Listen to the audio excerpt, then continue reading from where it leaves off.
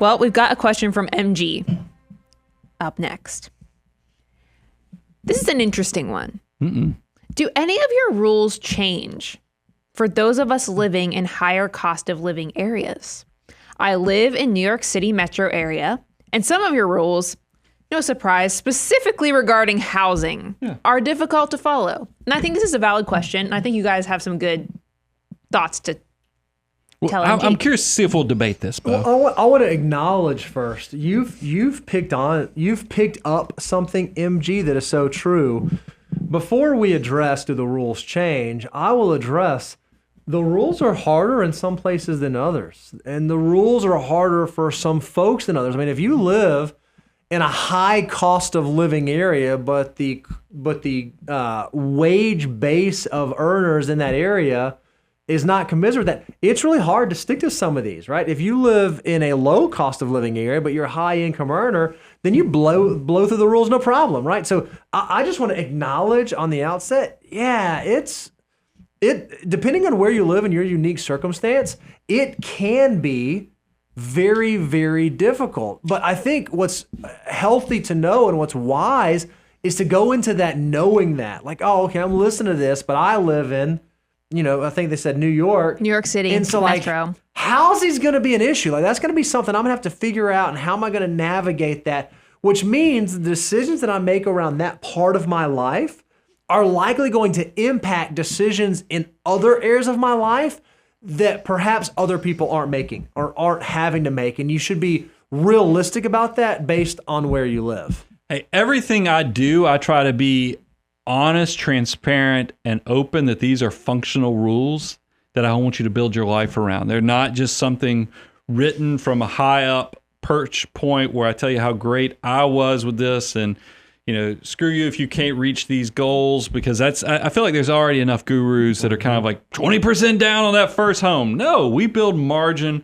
That's why we have 23.8 instead of just telling you go buy a clunker that might break down on the way. But that's a great segue, MG, in for you, is that, look, we've written these rules to be as dynamic for the general person out there, but I know every one of us is unique as a snowflake or a fingerprint or whatever you want to choose, because there's just none of us and our situations are the same. Heck, we wouldn't have a career. That's true. If it was like that, because that's what we're counting on, is that everybody's so unique that you reach a level of success that you're like, man, I need to maximize my best version of myself by taking the relationship to the next level.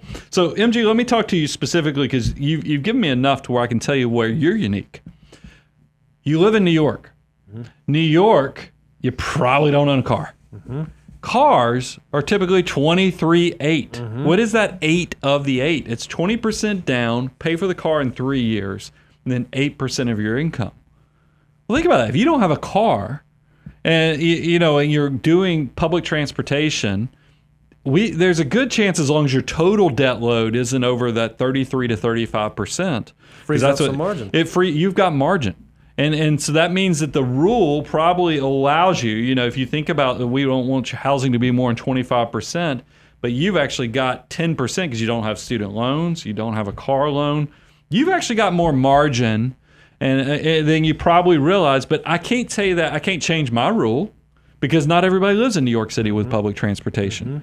Now, I want to caution you, because I've just given you kind of the decoder ring to understand that all of these systems are going to have unique situations like you just described, that you're going to have to understand what was the context, what was the intent, and how does this pertain to me. But don't get yourself in a situation to where now you take this thing up to a full 35%. I don't know if this is rent.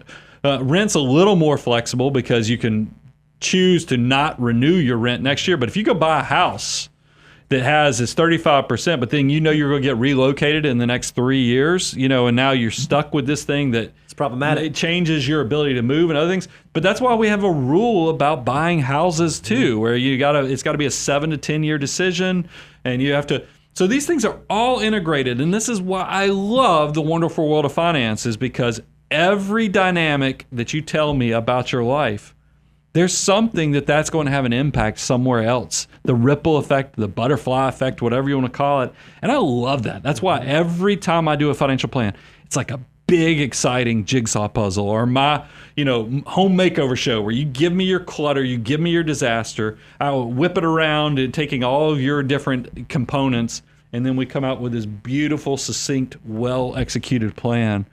Man, that's why I love what we do for a living, and I hope that gives you the guidance to know what you can do with your own finances as well.